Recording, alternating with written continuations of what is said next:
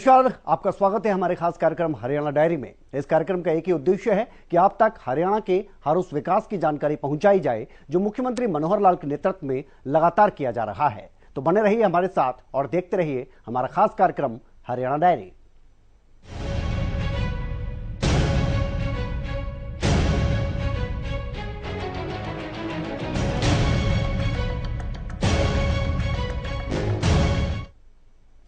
तो वृद्धावस्था सम्मान भत्ता योजना के लाभार्थियों से ऑडियो कॉन्फ्रेंसिंग के माध्यम से संवाद करते हुए मुख्यमंत्री मनोहर लाल ने कहा कि सरकार ने जनता को अलग अलग वर्ग में बांटकर देखभाल का जिम्मा अलग अलग विभागों को सौंपा है। हरियाणा सरकार बुजुर्गों का मान सम्मान रखते हुए सबसे ज्यादा पेंशन देने का काम कर रही है। और क्या कुछ बात मुख्यमंत्री मनोहर लाल ने कही, इस रिपोर्ट के जरिए देखिए।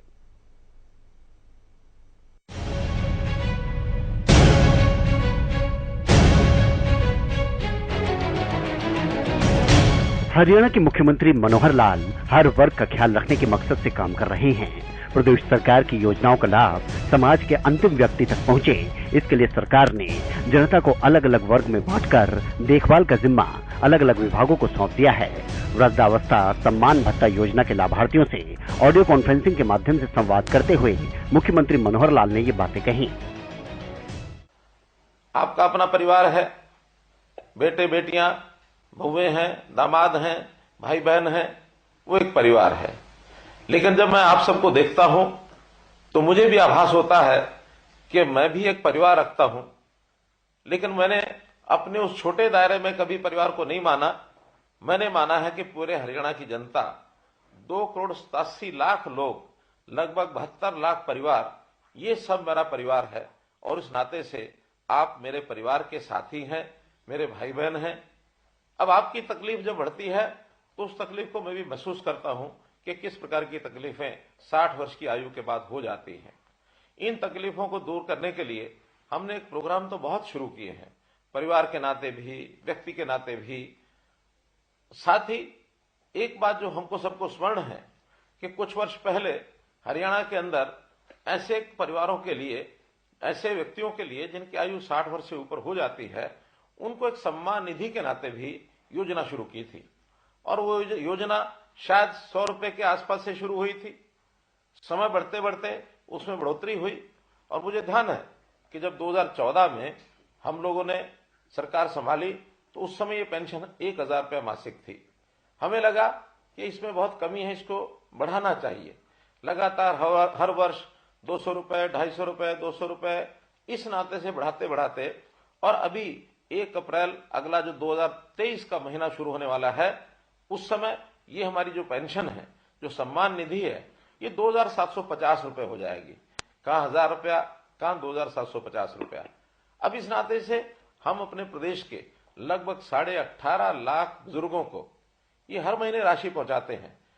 460 करोड़ रुपए से ऊपर ये राशि हर महीने पहुंचती है। जब ये क्रम चलता हुआ हमने वर्षों तक देखा, एक बात और ध्यान में आई कि ऐसे सब बुजुर्गों को अपनी जब 60 वर्ष होने के बाद नई पेंशन बनानी पड़ती है तो उनको दफ्तरों के चक्कर काटने पड़ते हैं, दरखास्त लेकर के अपनी दस्तावेजों की फाइल बनानी पड़ती है। और फिर धक्के खा खा करके भी उनकी महीनों वर्षों तक पेंशन ही नहीं बनती है।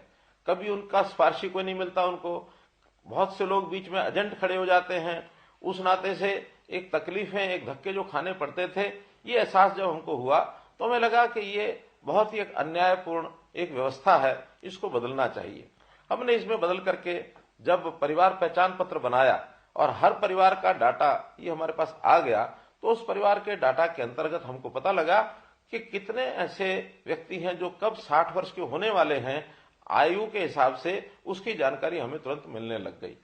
अब 2 ही कंडीशन है किसी भी बुजुर्ग की वो पेंशन शुरू हो, या तो व्यक्ति 60 वर्ष का हो गया है और या फिर जो 60 वर्ष का हुआ है वो दोनों पति पत्नी की आय ये 2 लाख रुपए से कम होनी चाहिए। जब ये 2 लाख रुपए की बात आई तभी भी ध्यान में आया कि यार 2 लाख रुपए कम नहीं है, हमें लगा 2 लाख रुपया ये कम है। तो इस अगले महीने से हमने इस आय को भी बढ़ा करके 2 से 3 लाख रुपया कर दिया है। और इस 3 लाख के करने के बाद बहुत से लोग इसमें नए और जुड़ गए हैं। तब ये भी व्यवस्था बनाई कि जिस महीने में 60 वर्ष का व्यक्ति हो जाए उसको तुरंत अगले महीने से अपने आप पेंशन शुरू हो जाए। मात्र एक कागज पर आपको साइन करना होगा। कोई भी सरकारी कर्मचारी आपके यहाँ आपकी सहमति लेगा, क्योंकि सहमति लेनी भी आवश्यक है। बहुत लोगों ने ऐसे भी जो हमको मिले हैं जिन्होंने कहा था शुरू में जब व्यवस्था शुरू हुई कि हमको तो पेंशन की जरूरत नहीं है, इसलिए हम कहेंगे तो ही तो पेंशन देनी होगी।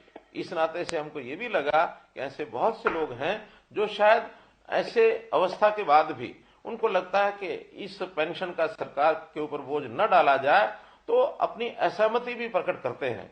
उसी में से व्यवस्था निकली कि एक बार 60 वर्ष का होते ही एक सहमति पत्र पर हस्ताक्षर जरूर लेने चाहिए। तो हमने लेने शुरू किए हैं। एक ही महीने के अंदर अंदर वो सहमति पत्र के साइन भी हम कराते हैं, और उसके बाद उन लोगों से जो सहमति पत्र देते हैं अपने आप ही और ये जो पेंशन है ये जाना शुरू हो जाता है।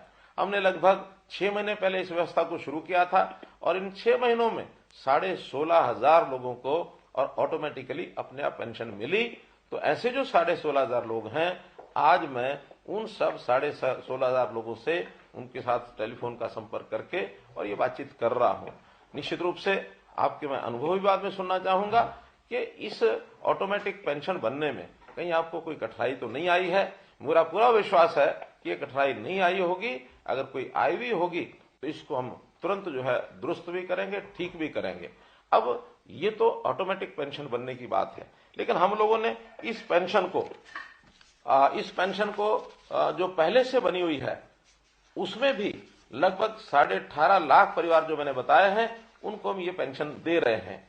और इस पेंशन के माध्यम से मुझे ये भी ध्यान है कि आखिर तो हम परिवार वाले लोग हैं, हमारे बेटे बेटियां पोते पोतियां, हमारे सब परिवार के लोग, कभी कभी उनको सहयोग करना पड़ता है, उनको मान सम्मान करना पड़ता है, उनको कोई कहीं ना कहीं दान दक्षिणा देने की भी हमारी मन की इच्छा होती है, तब भी हम देते हैं। तो एक सुविधा ये हरियाणा के लोगों को जो मिल रही है, लगभग 2750 रुपए की जो अब योजना अप्रैल से बनी है, ये भी एक दावे के साथ मैं कह सकता हूं कि इतनी राशि केवल हरियाणा प्रदेश ही है जो ये 2750 रुपया और ये दे रहा है, और किसी प्रदेश में इस प्रकार की व्यवस्था ये ऐसी नहीं है। तो मित्रों, भाइयों बहनों, मैं तो आपको आज यही कहूंगा कि हम लोग जो ये एक लाभ सरकार से ले रहे हैं, तो इस लाभ के बदले में हम लोगों को, क्योंकि हमारी आयु भी 60 वर्ष ही हुई है, तो 60 वर्ष होने के बाद आखिर व्यक्ति का शरीर स्वस्थ रहता है, काम करने योग्य रहता है, तो हमें अपने इस आयु के पड़ाव में आकर के अपने काम के साथ साथ सामाजिक कामों में भी जाना चाहिए। ऐसे जितने भी हमारे रिटायर्ड लोग हैं, जितने ऐसे बुजुर्ग हैं या नौजवान भी हैं जो अपने आप एक स्वयंसेवक के नाते, एक वॉलंटियर के नाते काम कर सकते हैं, उनका भी एक पोर्टल बनाया है। उनको हम रजिस्ट्रेशन कराते हैं, और रजिस्ट्रेशन कराने के लिए अगर अपना मन माने कि हमको आखिर कोई ना कोई समाज का काम करना चाहिए, क्योंकि जैसे मैंने कहा ये समाज है, ये हमारा परिवार है, एक छोटा परिवार जिसके अंदर हम पैदा हुए, हमारे आगे परिवार के सदस्य, बेटे बेटियां, बहन भाई, हमारे जो दोते धोतियां, पोते पोतियां, और हमारी बहुएं, हमारे दामाद, एक परिवार। दूसरा परिवार ये सारा समाज, ये भी एक परिवार है। वसुधैव कुटुंबकम, ये बात हमारे ऋषि मुनियों ने भी हमेशा कही है कि अपना जो मन है ये बड़ा करना चाहिए। ऐसा कहते हैं, अयम निजा प्रोवेति, यानी ये मेरा है, ये तेरा है। गणना लघु चेतसाम, ये छोटे दिल के लोग करते हैं। उदार चरिता नाम तो, बड़े हृदय के लोग वही होते हैं। वसुधैव कुटुंबकम, जो पूरे विश्व को, पूरे संसार को अपना परिवार मानते हैं। आखिर अपनी सोच हमको बड़ी करनी चाहिए, और अभी तक हमने शायद अपने परिवार पालन पोषण में ही सारा समय लगाया होगा, लेकिन एक आयु के पड़ाव के बाद, जैसे हमारी प्राचीन परंपरा होती थी वानप्रस्थ आश्रम की, तो इस वानप्रस्थी आश्रम के अंदर जाकर के हमको समाज की भी चिंता करनी चाहिए, क्योंकि कभी भी कोई एक अकेला व्यक्ति या एक अकेला परिवार ये अपने आप में पूर्ण इकाई नहीं हो सकते, अपने आप में सारा काम अपने आप नहीं कर सकते। हमको प्राय सभी काम करने के लिए समाज की भी आवश्यकता होती है। यदि सारे समाज की हम चिंता करेंगे तो समाज हमारी भी चिंता करेगा।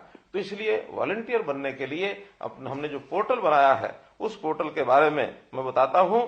उसका नाम है samarpan.gov.in, अंग्रेजी का ये शब्द है। आपको अगर न ध्यान में आए तो आप निश्चित रूप से आपके गांव में जो भी कोई कंप्यूटर के नाते से जो कोई वहां साझा सेवा केंद्र है, अथवा जिसको CSC कहते हैं, या अटल सेवा केंद्र कहते हैं, या कोई भी कंप्यूटर जानने वाला व्यक्ति, उसको हम बता सकते हैं कि मैं भी अपना नाम वॉलंटियर इस नाते से उसमें जुड़वाना चाहता हूं, तो इस नाते से हम और वॉलंटियर बन सकते हैं। हमने इस प्रकार की सेवाएं बहुत, जो खास करके बुजुर्गों के लिए तो शुरू की हैं, समाज के हर वर्ग के लिए हम परिवार पहचान पत्र के माध्यम से उनकी योग्यता के, उनकी क्षमता के हिसाब से, उनकी स्थिति के हिसाब से, खास करके आर्थिक स्थिति के हिसाब से बहुत सी योजनाएं हमने शुरू की हैं। हमने इस परिवार पहचान पत्र के अंदर जितने भी नागरिक हैं, अर्थात 2 से 6 वर्ष तक जब बच्चे होते हैं, बहुत छोटे बच्चे, आखिर उनकी भी संभाल करनी होती है, हमने महिला एवं बाल कल्याण विभाग के नाते से उनको ये जिम्मा सौंपा है। हमारी आंगनवाड़ी वर्कर्स, हमारी आशा वर्कर्स, हमारे जो क्रच हैं, हमारे जो स्कूल हैं, जहां जहां ये बच्चे पढ़ सकते हैं, और जो हमारा इनके स्वास्थ्य को ठीक रखने के लिए या इनको कोई आगे बीमारी न लगे उसके लिए टीकाकरण करने के लिए ये विभाग उनका काम करता है। ऐसे ही 6 वर्ष से लेकर के और 16-18 वर्ष तक ये जो एक हमारे बालक परिवारों के, इनको स्कूल शिक्षा का जो विभाग है वो इनकी चिंता करता है कि ये सब बालक पढ़ने के लिए जाएं। कोई बच्चा ऐसा तो नहीं है जो किसी स्कूल में पढ़ नहीं रहा है, घर में ही रहता है, या उसको कोई स्वभाव के नाते से कोई कहीं गलत आदत तो नहीं लग गई है। तो हर बच्चे की संभाल करना ये इस विभाग के जिम्मे रहेगा। 18 से लेकर के 25 वर्ष तक हमारा जो उच्चतर शिक्षा विभाग है, जो उच्चतर शिक्षा में चाहे हमारी यूनिवर्सिटीज हैं, चाहे हमारे कॉलेजेस हैं, ये जो विभाग इन 18 से 25 वर्ष वालों की चिंता करेगा, या तो पढ़ाई करेंगे या फिर अपने हुनर को विकसित करने के लिए स्किलिंग डेवलपमेंट के नाते से ये उनकी चिंता करेंगे। कुछ लोग जो रोजगार करना चाहते हैं उनको रोजगार दिलाने की व्यवस्था करेंगे। तो ऐसे सब युवा, ये युवा अवस्था ऐसी होती है, इस समय संभालना बहुत जरूरी होता है, दिशा देना बहुत जरूरी होता है। तो हमारे युवक एक ठीक दिशा में काम करें, इनके लिए वो काम हम देते हैं उनको। इसी प्रकार 25 वर्ष से लेकर के 40 वर्ष तक ये ऐसे युवा होते हैं जो स्पोर्ट्स में काम करते हैं, जो कहीं ना कहीं नौकरी की तलाश करते हैं। तो इस नाते से इनके युवकों की गतिविधियों में ये भाग लें और हर किसी को अपने परिवार पालन के अंदर सहयोग करने के नाते रोजगार प्राप्त हो, ये काम हम उसके लिए भी करते हैं। ये भी हमारा जो यूथ अफेयर्स जो डिपार्टमेंट है, ये जो और स्पोर्ट्स डिपार्टमेंट है, वो लोग इनका पूरा ध्यान रखेंगे। इसी प्रकार 40 से 60 वर्ष तक का रेवेन्यू डिपार्टमेंट हमारा है, क्योंकि ये प्राय सब लोग अपने काम में लग जाते हैं। कोई छोटा काम करे, बड़ा काम करे, नौकरी करे, दुकान करे, उद्योग करे, इन सब के जिम्मे अपने परिवार का पालन पोषण होता है। इनको किसी प्रकार की कठिनाई न आए, ये भी काम उनके जिम्मे लगाया जाता है। तो सब लोग इस नाते से और व्यस्त रहें, सबको एक प्रकार से परिवार पालन के अंदर पूरा अवसर मिले। तो इस प्रकार 60 साल तक और 60 साल से ऊपर की आयु के वर्ग के लोग, जिसमें हम शामिल हुए हैं, ऐसे सब लोगों के लिए जो हमारा सेवा विभाग है, सेवा विभाग के जिम्मे ये लगाया है कि 60 वर्ष से लेकर और जितने वर्ष तक की आयु प्रभु ने हमको दी है, उस वर्ष तक सबकी संभाल ये सब करें। अब ऐसे ही हमारे जो बुजुर्गों की स्थिति है, बुजुर्गों में एक वर्ग ऐसा है मित्रों जिनकी आयु 80 वर्ष से भी ऊपर हो गई है। तो इस 80 वर्ष से ऊपर के आयु के जो लोग हैं, उनकी विशेष चिंता हमको करनी होती है। तो हमने अपने जितने भी वॉलंटियर्स हैं, इनके जिम्मे ये लगाया है। वॉलंटियर्स वो जनता में से भी आते हैं, और हमारे सरकारी कर्मचारी वो भी वॉलंटियर्स बन सकते हैं। हजारों की संख्या में ऐसे सरकारी कर्मचारी वॉलंटियर बने हैं। बल्कि मैं अपील करता हूं कि आप भी उनको ये कहें, जो हमारे सरकारी कर्मचारी आपके परिवारों के लोग हैं, उनको कहें कि वॉलंटियर बनकर के ऐसे बुजुर्ग जिनकी आयु 80 साल से ऊपर हो गई है, इनकी देखभाल करने के लिए कम से कम और कुछ ना करें, महीने में एक बार जाकर उनका हालचाल पूछें। कोई अस्वस्थ है, कहीं किसी की परिवार के अंदर स्थिति ऐसी तो नहीं है कि परिवार में कोई देखभाल नहीं करता है, कोई अकेला तो नहीं रहता है, उसके कुशल क्षेम, उसकी बीमारी, उसका खान पान, उसको आवश्यकताएं जितनी होती हैं वो उसकी पूरी हो रही हैं कि नहीं हो रही हैं। क्योंकि ये भी लगभग 2.25 लाख परिवार ऐसे हैं, लोग ऐसे हैं जो 80 वर्ष से ऊपर हैं। तो इन 2.25 लाख लोगों की भी चिंता हमको करनी चाहिए। ये हमारे बुजुर्ग हैं, और बुजुर्ग हमारे माता पिता के बराबर होते हैं। तो हम अपने माता पिता के बराबर बुजुर्ग 80 साल, 90 साल, 100 साल से भी ऊपर की आयु के लोग लगभग 3,500 लोग आज ऐसे हैं जिनकी आयु 100 वर्ष से भी ऊपर है। तो एक बहुत बड़ा ऐसा वर्ग है जिन्होंने सारा जीवन, चाहे अपने परिवार को पालते हुए भी जो सेवा की है समाज की, एक बहुत बड़ी सेवा है।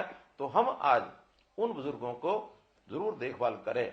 सरकार ने एक योजना बनाई है, ऐसे बुजुर्ग जो अकेले रहते हैं, क्योंकि ये भी एक बड़ी संख्या है जो आज ध्यान में आता है कि 80 साल से ऊपर की उम्र है और अकेले रहते हैं। ये संख्या भी कम नहीं है। ये संख्या लगभग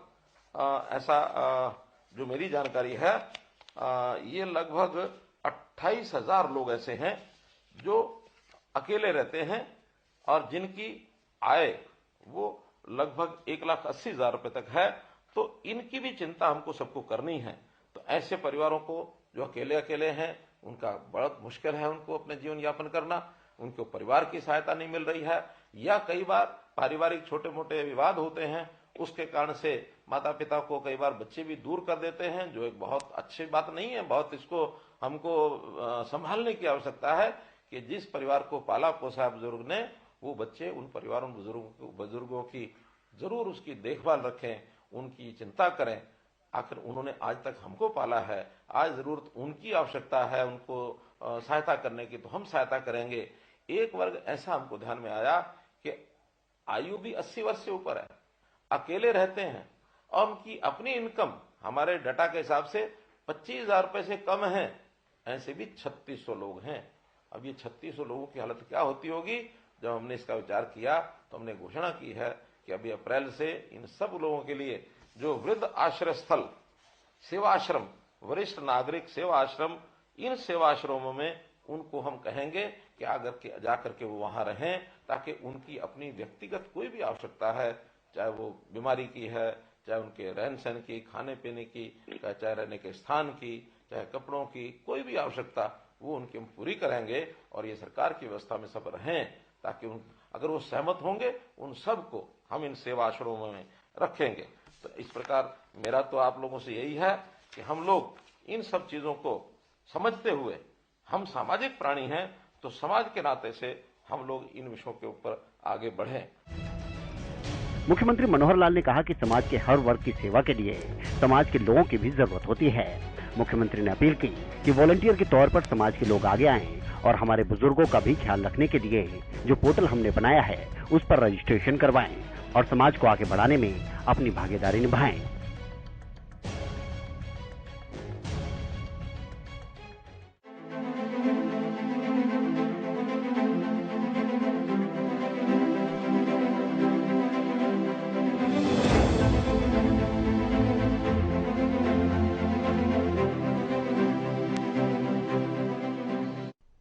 और जल्द ही एक और सौगात बल्लभगढ़ को मिलने जा रही है। बिजली बोर्ड की जमीन पर सेक्टर 23 में मनोहर सरकार कॉलेज बनाने जा रही है। प्रदेश के कैबिनेट मंत्री मूलचंद शर्मा ने सेक्टर 23 बल्लभगढ़ में बनाए जाने वाले नए कॉलेज के जमीन का निरीक्षण किया और साथ ही प्रदेश के मुखिया मनोहर लाल का धन्यवाद भी किया।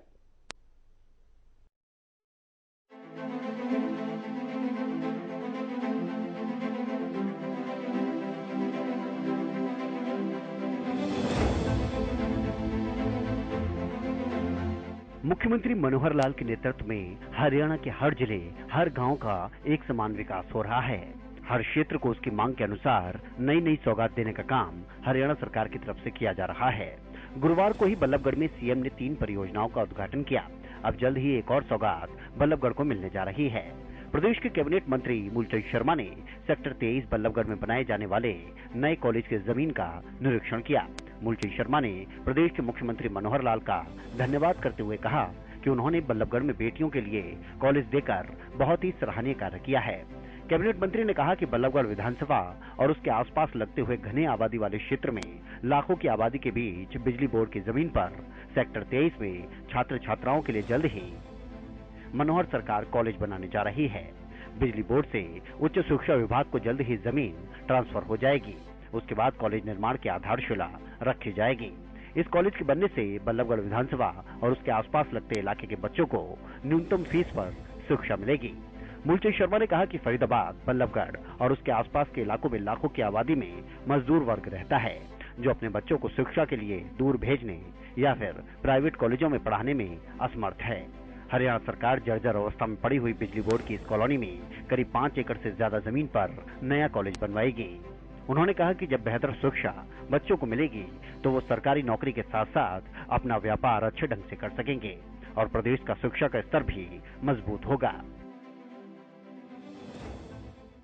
माननीय मुख्यमंत्री मनोहर लाल जी ने हमें एक साइड एक कॉलेज के लिए एक जगह ये एरिया हमको दिया है हायर एजुकेशन को 5.5 एकड़ और जिसमें इधर मान के 50 कॉलोनी 22, 23 मुझे 24, 25 संजय कॉलोनी ये सारी जीवन नगर यहाँ तक कोई कॉलेज नहीं है और बहुत लोगों की डिमांड है कि लोग दूर दूर तक जाते हैं। सारा कॉलोनियों का सेक्टर का आबादी क्षेत्र है और यहाँ के लोगों की बहुत डिमांड है और हम चाहते हैं कि इस इलाके में कोई कॉलेज बने और इसकी कार्रवाई के पीछे हम लगे हुए हैं कि जल्दी से जल्दी ये जमीन हायर एजुकेशन को मिले और इस पर हम कॉलेज का निर्माण चालू करें। तो सरकार ने मैं मानता मुख्यमंत्री ने फरीदाबाद जैसी उद्यम जिसकी पॉपुलेशन 35 लाख है उसमें एक गवर्नमेंट कॉलेज, एक तिगाम का कॉलेज, 2 कॉलेज, एक अग्रवाल कॉलेज, 3 कॉलेज हुआ करते हैं और प्राइवेट कॉलेज तो हैं पर सरकारी जैसे एक जिले में 14 कॉलेज हैं, 11 कॉलेज हैं और मैं आंकड़े के हिसाब से बताऊँ उनमें 4 5 विधानसभा में 11 है और हम चाहते फरीदाबाद जैसे बड़े क्षेत्र में इस तरह के कॉलेज होने चाहिए, पॉलिटेक्निक होनी चाहिए और कॉलेजों की संख्या बढ़नी चाहिए और लोगों को सस्ते उस पर शिक्षा मिले और लोग महंगी शिक्षा नहीं ले सकते। यहाँ लेबर वर्क है, काम करने वाले मजदूर है, गरीब है,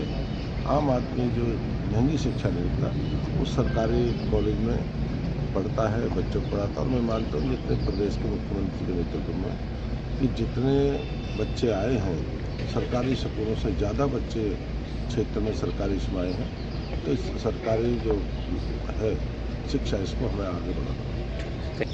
मैं मानता मुख्यमंत्री ने फरीदाबाद जैसी उद्यम जिसकी पॉपुलेशन 35 लाख है उसमें एक गवर्नमेंट कॉलेज, एक तिगाम का कॉलेज, 2 कॉलेज, एक अग्रवाल कॉलेज, 3 कॉलेज हुआ करते हैं और प्राइवेट कॉलेज तो हैं पर सरकारी जैसे एक जिले में 14 कॉलेज हैं, 11 कॉलेज हैं और मैं आंकड़े के हिसाब से बताऊँ उनमें 4 5 विधानसभा में 11 है और हम चाहते फरीदाबाद जैसे बड़े क्षेत्र में इस तरह के कॉलेज होने चाहिए, पॉलिटेक्निक होनी चाहिए और कॉलेजों की संख्या बढ़नी चाहिए और लोगों को सस्ते उस पर शिक्षा मिले और लोग महंगी शिक्षा नहीं ले सकते। यहाँ लेबर वर्क है, काम करने वाले मजदूर है, गरीब है, आम आदमी जो महंगी शिक्षा नहीं लेता वो सरकारी कॉलेज में पढ़ता है, बच्चों को पढ़ाता और मैं मानता हूँ जितने प्रदेश के मुख्यमंत्री के नेतृत्व में कि जितने बच्चे आए हैं सरकारी स्कूलों से ज़्यादा बच्चे क्षेत्र में सरकारी स्कूल आए हैं तो इस सरकारी जो है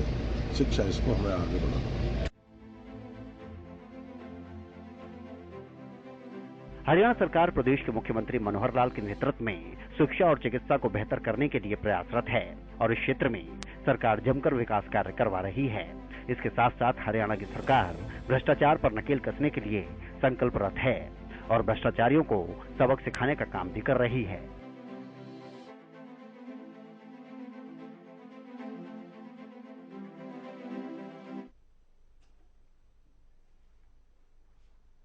तो मुख्यमंत्री मनोहर लाल के कुशल नेतृत्व में हरियाणा प्रदेश लगातार विकास कर रहा है और ऐसे में हरियाणा का हर वर्ग सरकार के कार्यों से संतुष्ट है। फिलहाल हमारे खास कार्यक्रम हरियाणा डायरी में आज के लिए इतना ही। कल फिर मिलेंगे, तब तक आप देखते रहिए हरियाणा न्यूज।